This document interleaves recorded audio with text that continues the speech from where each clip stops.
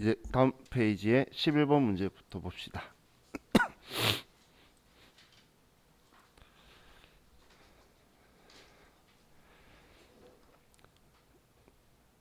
자, 기말 현재 당사가 단기 매매 차익을 목적으로 보유하고 있는 주식 현황과 기말 현재 공정 가치는 다음과 같다라고 적혀 있네요.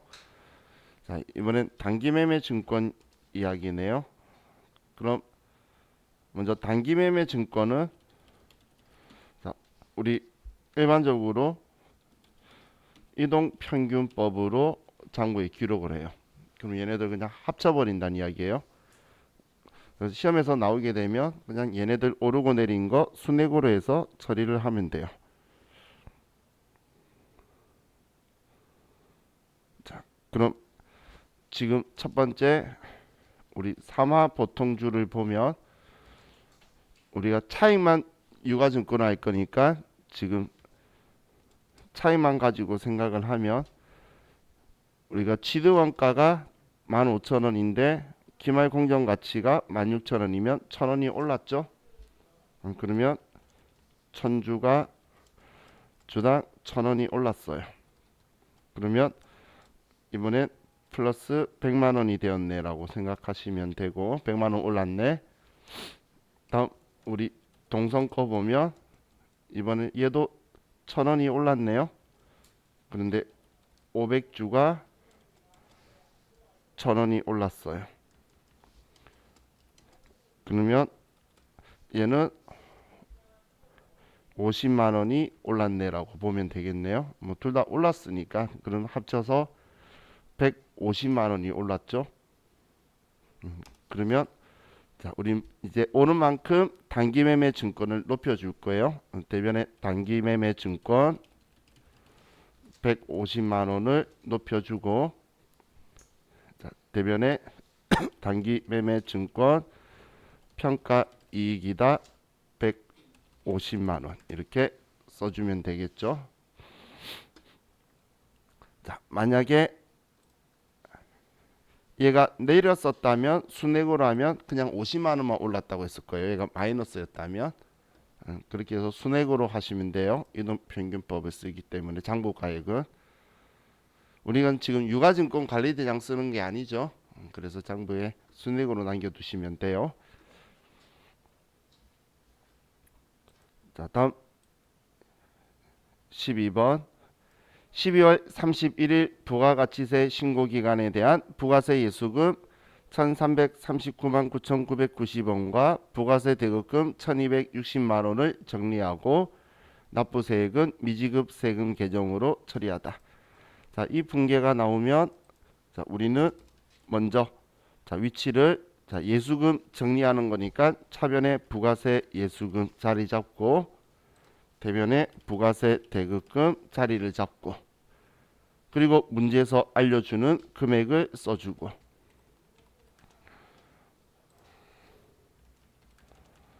자, 그럼 차이 나는 금액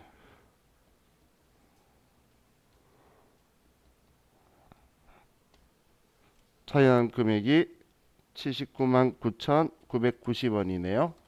이 돈만큼 우리는 미지급 세금이다라고 해서 처리를 하면 되겠어요.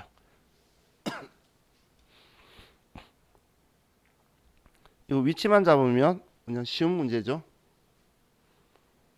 그죠? 또 우리 컴퓨터 특성 가지고 보면 우리 시험 볼 때는 이 금액은 따로 안 적어놔도 얘부터 쓰고 얘 쓰면 얘가 차이 나겠지. 그죠? 그렇기 때문에 시험 때는 뭐 굳이 또 계산기에 안 두드려도 돼요.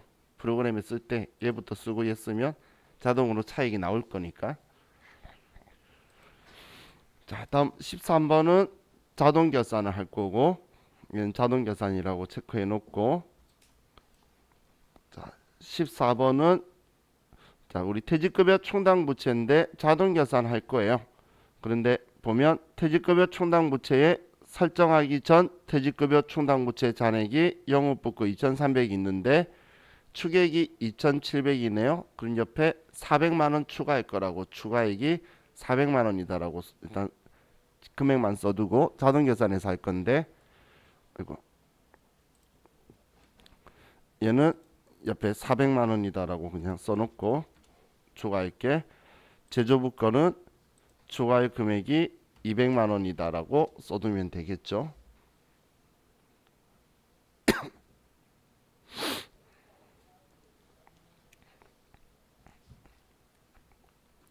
자, 이렇게 적어놓고 자, 15번.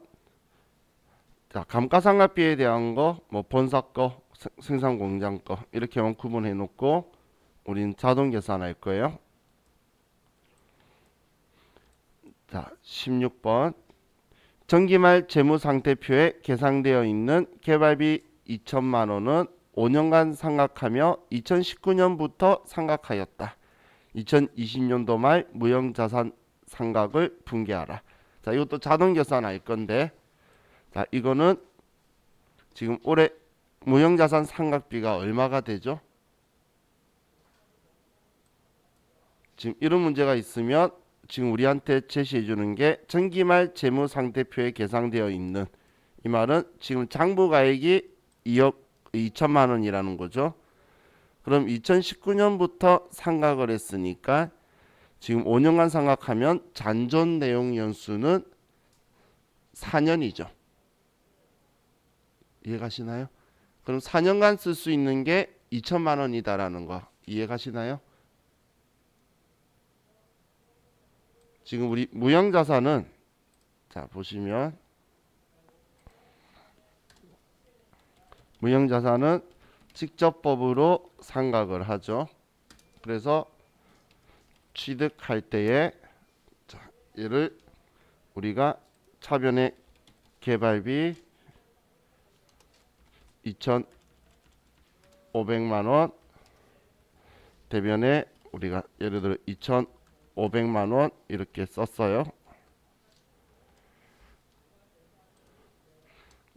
근데 이 취득한 게 2019년 1월 1일이었어요. 그럼 2019년 12월 31일 날 자, 우리는 얘를 5년간 정액법으로 상각을 한다면 무형자산은 잔존가액이 없죠. 그러면 차변에 무형자산 상각비 500만 원, 대변에 개발비 500만 원 이렇게 정기 말에 처리했을 거예요. 그럼 정기 말에 재무상태표상 한마디로 장부가액은 2천만 원이 되겠죠. 자, 이 표현 이해가시나요? 이렇게 분개하고 나면 500만 원 줄였으니까 2천만 원 될 거잖아요. 지금 이 문제가 이런 상황을 이야기하고 있는 거예요. 이해가셨죠? 그럼 지금 올해도 당연히 이렇게 분개할 건데 자동 계산할 거면 수동 계산, 자동 계산할 거니까 그럼 올해도 당연히 똑같이 500만 원 줄어들 거죠. 그래서 전에 무형자산 할 때 제가 이런 말을 했어요. 문제에서 장부가액을 알려주면 우리가 문제 풀 때에 우리는 장부가액을 잔존 내용 연수로 나눠줘라고 했었죠. 이렇게 하라 그랬었죠. 그럼 지금 이 문제가 이런 상황이죠. 장부가액이 2천만 원이다라고 알려준 거고, 그럼 2019년부터 했으니까 5년간 하면 한 번 감가상각 한 거니까 4로 나눠줄 거잖아요. 그럼 4로 나눠주면 내용연수 감가 올해 무형자산 상각비는 500이다라고 나오겠죠. 장부가액을 알려줄 때 이렇게 쓰는 거예요. 취득가액 알려주면 총 내용연수로 나눠야 되고. 그럼 500만 원이라는 건 죄송 알아야 자동 계산이든 수동 계산이든 할 거니까 여러분들이 이걸 보고 써주셔야 돼. 이거 계산하셔야 되겠죠.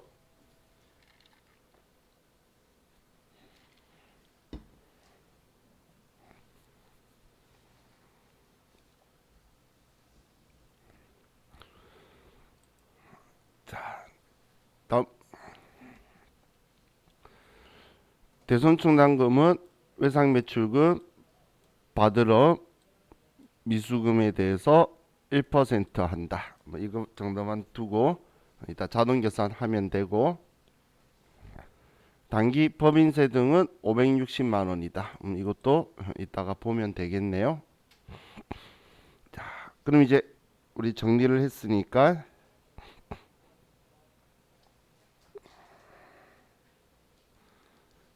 자, 그럼 먼저 우리는 일반 전표 12월 31일 날 우리가 수동 계산했던 앞에 문제 있죠. 자, 1번 문제부터 쭉 분개를 먼저 할게요.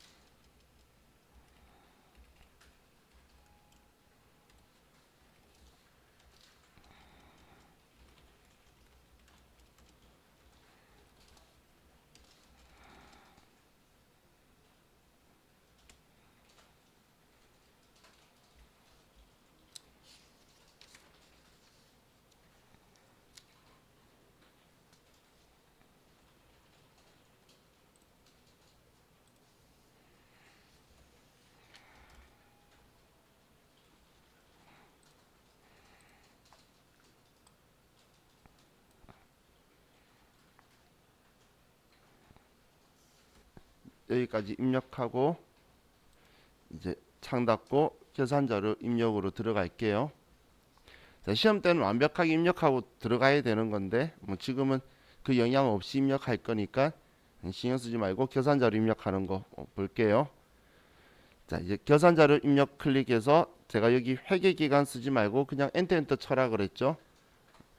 제가 왜 여기 엔터 치라고 말하냐면, 저도 시험 감독관으로 한 번씩 나가서 뒤에서 보면 뭐 긴장해서 그런 건지 여기를 12월부터 12월 뭐 1월부터 10월 난리도 아니에요. 그러면 여기에 써서 전표 추가한 건 전부 다 틀린 거예요. 그렇기 때문에 그냥 엔터 치면 자동으로 회계기간 나오니까 제가 그냥 엔터 치라고 하는 거예요. 아마 긴장해서 그냥 실수한 것 같아요. 네, 그런 건 우리한테 쓸데없는 실수죠. 자, 그럼 첫 번째에 결산일 현재 재고자산 기말 재고액 다음과 같다라고 적혀 있는 건 그냥 기말 원재료 재고액, 기말 제공품 재고액, 기말 제품 재고액에 이 금액들을 써주면 되죠. 자, 그러면 첫 번째 첫 화면에 기말 원재료 재고액 보이죠? 여기에 338만 원이다라고 여기에 써주면 되고, 다음 우리 농업이와 제조 경비들이 좀 지나가야 아래쪽에 기말 제공품 재고액이 있어요. 그럼 여기 기말 제공품 재고액에 701만 원을 써주고, 기말 제공품 재고액 찾아서 써주고, 다음 기말 제품 재고액에 1088만 원이다라고 써주고,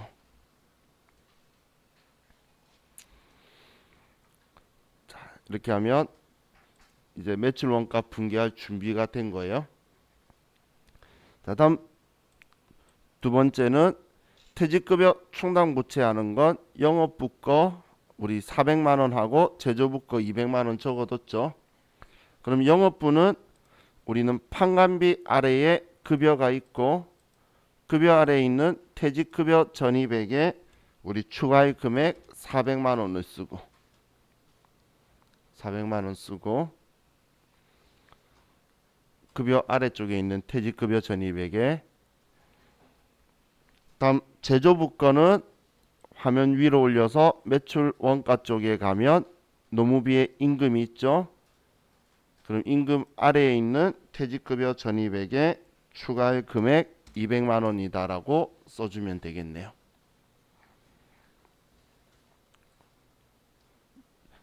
자, 어떤 걸 기준으로 어느 위치에 금액을 쓰는지를 이제 눈으로 여러분들이 좀 익혀두세요.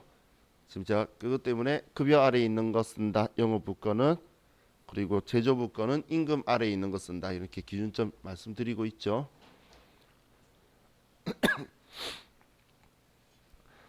자, 다음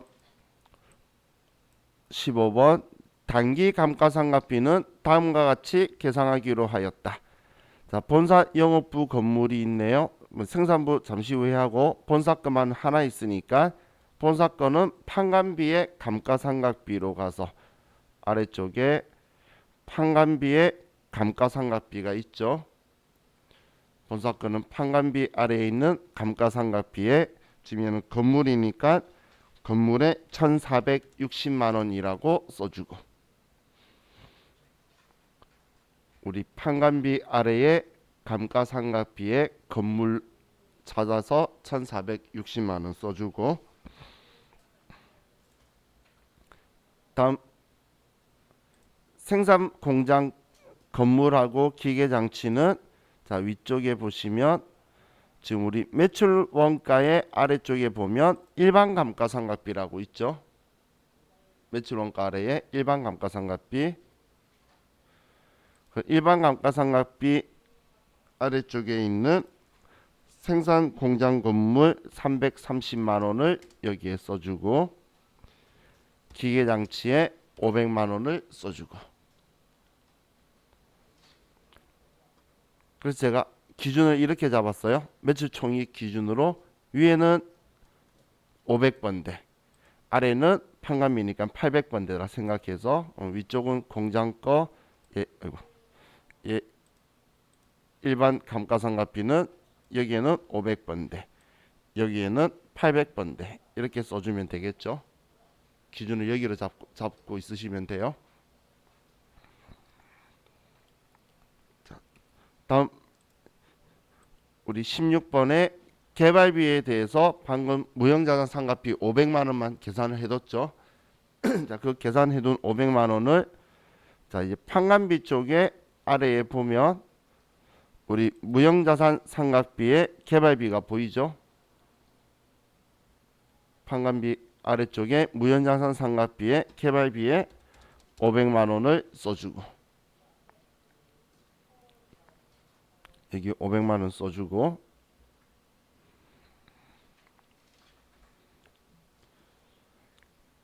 다음 대손 충당금 설정하는 거, 외상매출금, 받으러옴, 미수금에 대해서 1%.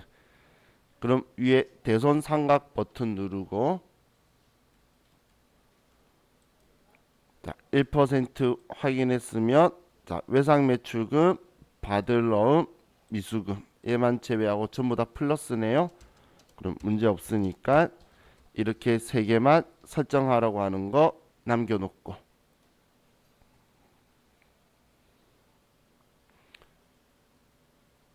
컴퓨터가 알아서 오른쪽 영업의 비용으로 미수금은 처리할 거라고 적혀 있죠.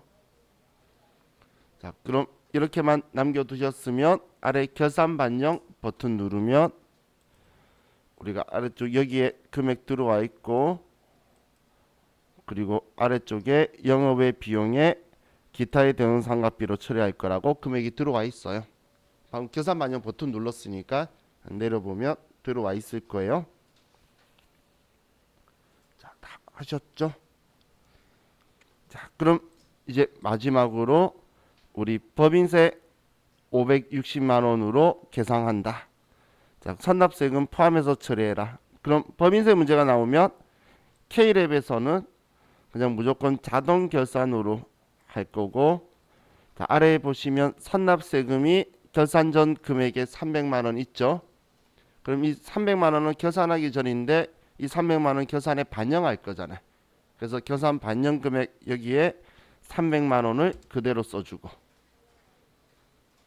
그냥 왼쪽에 있는 금액 그대로 쓴다라고 기억하시면 돼요.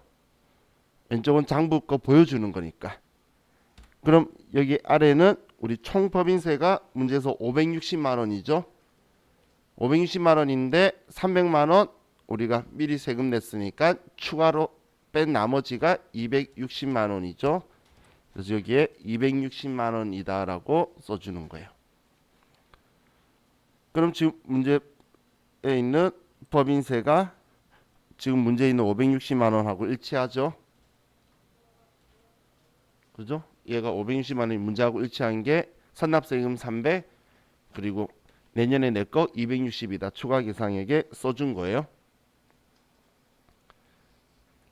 자, 그럼 이제 우리 전부 다 끝났죠? 그럼 마지막으로 우리는 얘가 생명이라 그랬어요. 전표 추가. 이거 안 하면 우리 자동결산 문제는 하나도 안 푼 거예요. 그래서 자, 얘를 꼭 클릭해서 자동결산 붕괴 완료라는 이 글자를 꼭 확인하셔야지 우리는 결산을 마무리했다라고 보실 수 있는 거예요. 자, 이렇게 하면 좌우 같이 이제 결산 문제에 대해서 어느 정도 봤고,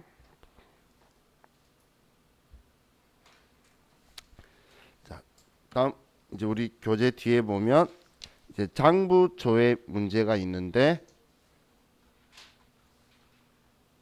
이 장부 조회 문제는 이것 말고 제가 다음에 기출 문제를 토대로 해서 우리 장부 조회 문제가 어떻게 나오고 어디에 가는지를 나중에 알려드릴게요. 왜냐하면 우리 세무이급 내용을 하면 부가가치세 관련된 조회 문제를 여러분들이 엄청 잘 알게 돼요. 근데 지금은 부가가치세 신고서나 이런 거 관련된 조회 문제 보면 부가가치 신고서에 또 어디를 봐야 돼, 외워야 돼라고 오해하는데, 나중에는 여러분들이 부가가치 신고서를 직접 작성하고 있을 거기 때문에 뭐가 어디에 뭐가 들어가 있다는 건 여러분들이 더 잘 알아요. 그래서 자, 이 조회 문제에 대해서는 좌우 같이 다음에 보도록 할게요. 자, 이렇게 해서 우리 이 파란색 교재는 이제 끝을 내고, 이제 우리 제가 빨간색 교재 가지고 보자라고 했죠.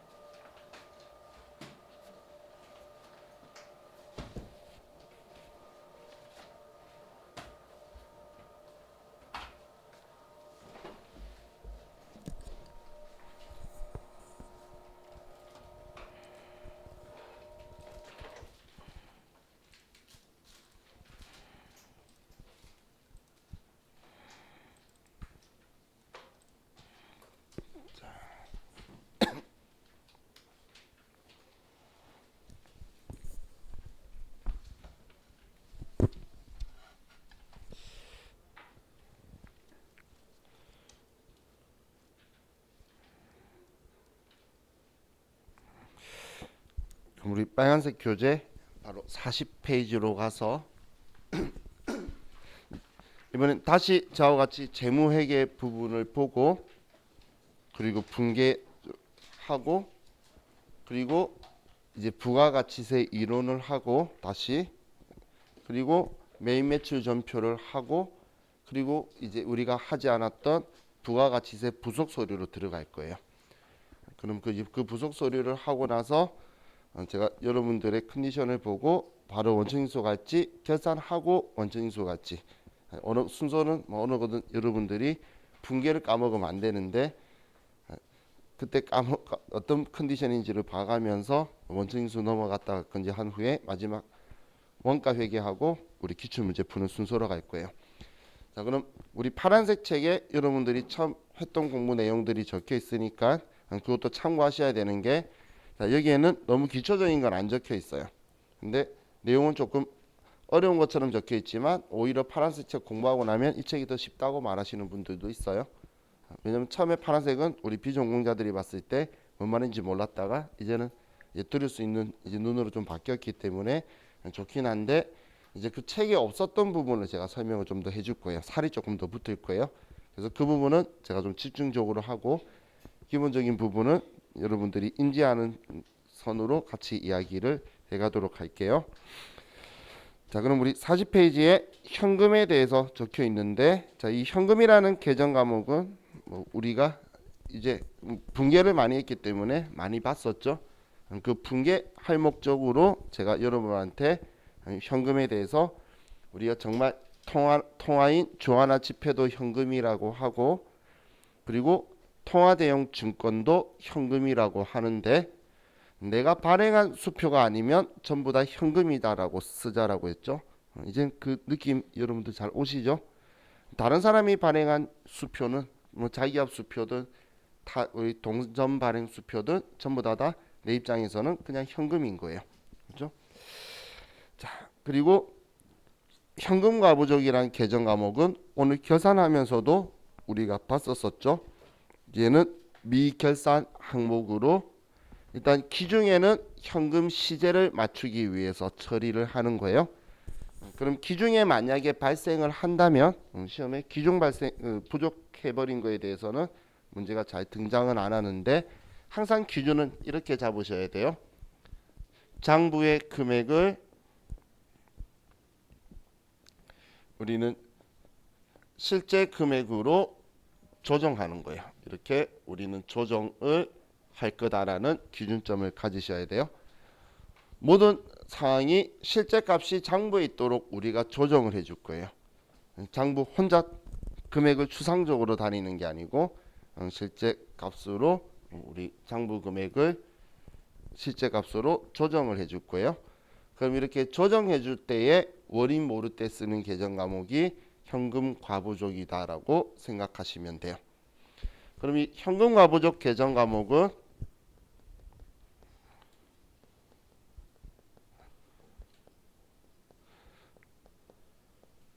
임시 계정이지만 얘는 차변 계정이에요. 차변 계정이기 때문에 자, 우리가 부족하죠. 자, 보시면 부족하게 되면 대변에 현금을 줄이고 차변에 현금 과부족이다 이렇게 처리하기 때문에 얘는 부족한 상황에는 장부에 플러스라고 금액이 적혀 있을 거예요. 자기 자리에 썼기 때문에.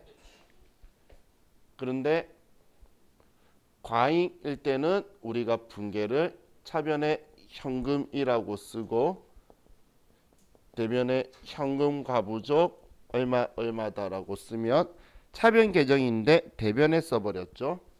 그래서 과잉 시에는 장부에 차변에 그대로 있으면서 장부에 마이너스라고 적혀 있을 거예요. 지금 제가 말하는 건 장부에 기록이 이렇게 되어 있을 거란 이야기예요. 장부에. 그럼 나중에 우리가 이제 실기적으로 봤을 때에 이 금액을 어떻게 조정해야 될지 모르면 우리 시험 때는 문제 나오는 거에 대한 알리바이가 문제 속에 전부 다 들어가 있어요. 부족했다 아니면 과잉이다라는 정보가 과거에 그랬던 붕괴를 넣어두기 때문에 장부상의 잔액이 이렇게 존재할 거예요. 그럼 플러스로 적혀 있으면 부족했구나, 마이너스로 적혀 있으면 많았겠구나 라고 써서 이 부호를 조절시켜 버리면 형용가보적 위치를 잡을 수도 있다는 거예요. 그다음에 저와 같이 그 장부 보면서 부호 어떻게 되는지 한번 볼게요. 자, 그럼 이거에 대해 처리하는 거는 우리 오늘 계산하면서 했으니까 자, 이 부분은 넘어가고, 자 이제 소액현금이라는 계정 과목이 있죠. 근데 소액현금보다는 원래 이걸 많은 분들이 전도금이라고 불러요. 전도금. 자 전에 제가 이렇게 설명했던 거 혹시 기억나실까요? 자 우리 가지급금 계정 과목 어떨 때 쓰죠? 가지급금.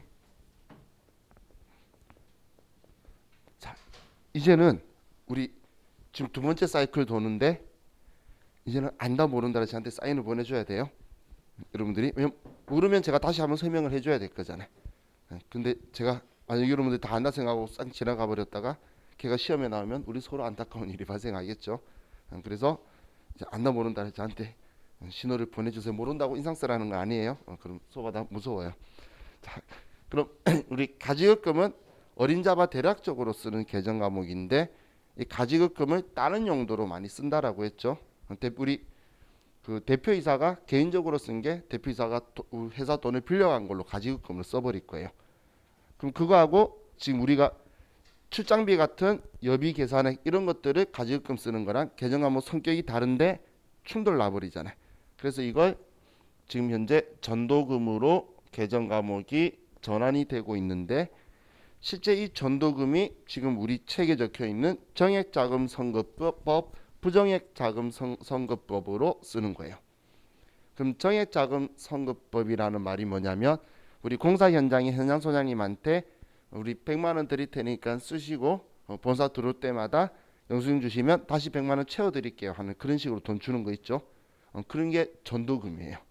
그럼 여러분들의 회사가도 전도금 제도를 쓰고 있는 회사가 있어요. 정액자금선거법은 얼마 정도 우리 시제 100만 원 맞춰놓고 쓸 때마다 채워드릴게요 하는 게 정액자금선거법이고, 부정액자금선거법은 필요할 때마다 오시면 드릴게요 그런 거예요. 근데 바로 필요할 때마다 와서 받아가서 쓰니까 뭐에 쓰는지는 정확하게 모르겠죠. 그럼 증빙 받을 때까지 전도금 쓰는 게 그 아래 부정액자금선거법이에요. 그럼 지금 이게 원래 전도금 쓰는 건데 가지급금 용도로 써버리니까 충돌이 나죠. 또 얘가 그래서 이 전도금이 지금 현재 소액현금으로 변화를 하고 있어요. 그래서 계정 과목을 변화시킬 때 우리한테 시험에 이 계정 과목을 쓰거나 아니면 계정 과목 및 적요 등록에서 사용하는데 회계 1급 시험에 나올 수 있는 게 그래서 얘예요. 왜냐하면 이 전도금이 붉은색으로 되어 있어요. 붉은색으로 되어 있는 계정 과목인데 얘를 수정을 하려 그러면 우리가 컨트롤 F2번을 눌러야지 얘가 수정이 되는 거였었죠. 그래서 그 용도로 얘를 기억하셔야지 될 것 같아요. 우리 계정 과목 및 적요 등록했던 거 좀 오래됐지만 기억나시나요? 계정 과목 및 적요 등록 가서 계정 바꾸는데 그때 우리가 했던 행동 중에 한 개가 이거였어요. 수정하려고 했는데 막혀 있어서 수정해야 되는 거. 그게 이거 눌러야 됐던 게 전도금을 소액현금으로 바꾸는 거 시키면서 자연스럽게 사람들을 그쪽으로 유도시키려고 이제 그런 문제를 종종 내고 있다라고 보시면 돼요. 자, 그럼 이제 41페이지에 은행 예금이라고 적혀 있는데, 자, 우리는 입출금이 자유로운 예금을 요구불 예금이라는 표현을 써요. 요구불 예금. 자, 그럼 우리 당좌 예금 계좌를 가지고 순서대로 쭉 분개를 한번 해볼게요.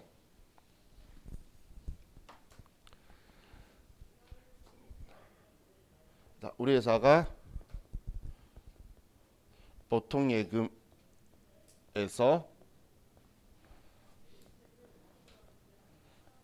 당좌 거래 개설 보증금 500만 원과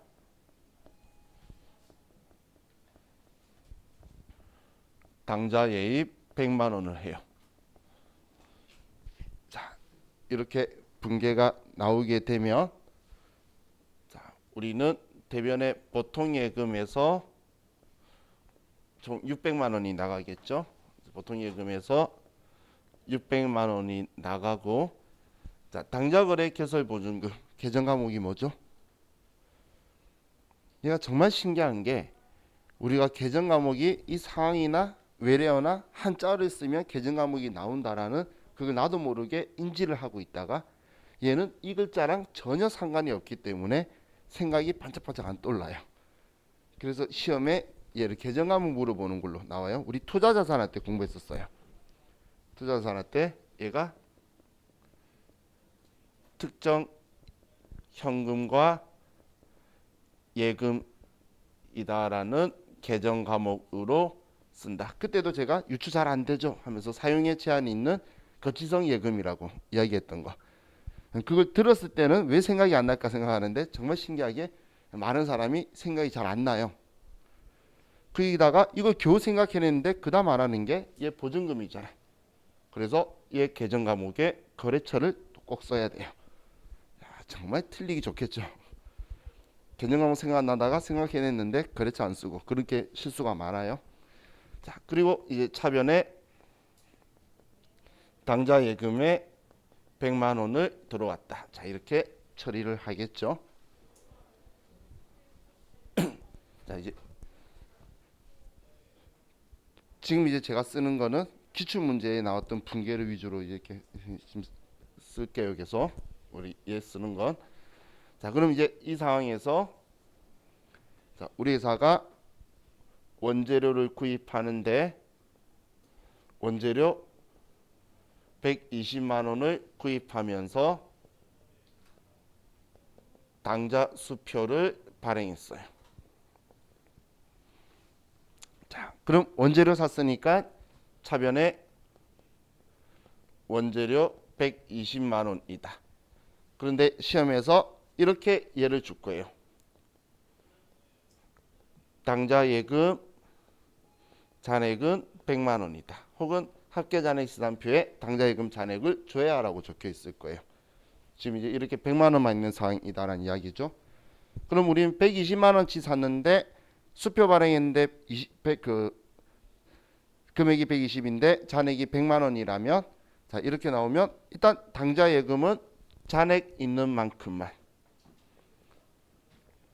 당좌 예금은 잔액만큼만 지워주게 되고 그럼 차이 나는 20만 원은 얘는 우리는 아무 말이 없으면 지금 현재 일반 기업 회계 기준에서는 단기 차입금이라는 계정 과목을 쓸 거예요. 단기 차입금. 자, 그런데 자, 단기 차입금하고 같은 계정 과목 성격으로 쓰는 게 당좌 차월이라는 계정 과목이 있어요. 시험 문제에서 얘를 쓰고 싶으면 계정 과목에다가 만들어서 넣어두는 거기 때문에 기본 설정 값에는 지금 현재 없는 계정 과목이에요. 근데 시험에서 전에 얘를 써라고 문제의 지문이 들어가 있었어요. 마이너스 부분은 당좌 차월 계정 과목을 사용하도록 한다. 자, 그럼 지금 단기 차입금하고 당좌 차월이 같은 성격이죠. 단기 차입금은 성격이 유동부채잖아요. 자, 이거 이해가시죠? 당좌 차월 얘도 유동부채예요. 시험에서 당좌 차월 써라 그래서 당좌 차월 많이 썼는데 사람들이 거의 다 틀렸던 이유가 유동부채라서 거래처 썼잖아요. 얘도 거래처를 꼭 써줘야 돼요. 당좌 차월도 유동부채 계정 과목이고 얘는 부채이기 때문에 거래처를 꼭 써줘야 되는 계정 과목이에요. 정말 이 두 개는 우리가 실수할 수 있는 여지 부분들이 있죠. 그래서 여러분들이 정확하게 얘 성격을 인지하셔서 당좌 차월도 유동부채고 우리가 계정 과목으로 사용한다면 우리는 거래처를 꼭 써야 되는 계정 과목이다 라고 기억 기억을 하시면 좋을 것 같아요. 자, 그럼 우리 아래쪽에 은행 계정 조정표라고 적혀 있는데, 은행 계정 조정표는 지금 현재는 은행 계정 조정표 쓰는 회사에 뭐 있으신 분들은 거의 없어요. 근데 재무제표에 들어가 있는데, 내 장부상의 예금 잔액하고 실제 은행의 예금 잔액하고 차이가 발생한다면 왜 차이가 발생하는지에 대해서 정리해서 주석에다가 넣어두는 장부 형식인데, 자, 예를 들면 제가 12월 말에 물건을 사면서 수표를 발행했어요. 자, 우리 수표 발행하면 대변의 계정 과목 뭐라고 쓰죠? 우리가 수표 발행하면 당좌예금이라고 쓰죠. 그럼 내 장부에 당좌예금 잔액은 줄었을 거잖아. 그런데 그 거래 상대방이 12월 31일까지 은행 가서 돈을 안 찾아간 거예요. 그럴 수도 있겠죠. 수표 받는 사람은 자기 마음대로 편할 때 은행 갈 거잖아요. 그럼 은행 가서 돈 안 찾아갔으면 나는 장부에서 수표 발행하면서 당좌예금을 줄였는데 실제 은행 잔액은 아직 안 줄었잖아요. 그럼 차이가 발생하겠죠. 그럼 그 차이는 우리가 잘못한 건 아니죠. 그럴 때는 이제 차이가 난다. 그 차이는 은행 측이 수정될 사항이다. 은행 측 수정 사항으로 이렇게 기록을 해두는 거예요. 우리는 수표를 발행한 건데 아직 안 찾아갔으니까 은행 측의 잔액이 조정될 거다. 그리고 간혹 은행이 자기들이 우리 당좌 차월이 되어 있거나 그러면 은행 이자를 빼가 버려요. 말도 없이 12월 31일 날. 그럼 내 장부가하고 금액이 틀리죠. 그러면 그건 이자니까 우리가 줘야 될 부분이잖아. 그럼 우리 측 우리 당사 측 수정 사항이다. 이렇게 해서 적어주는 게 은행 계정 조정표예요.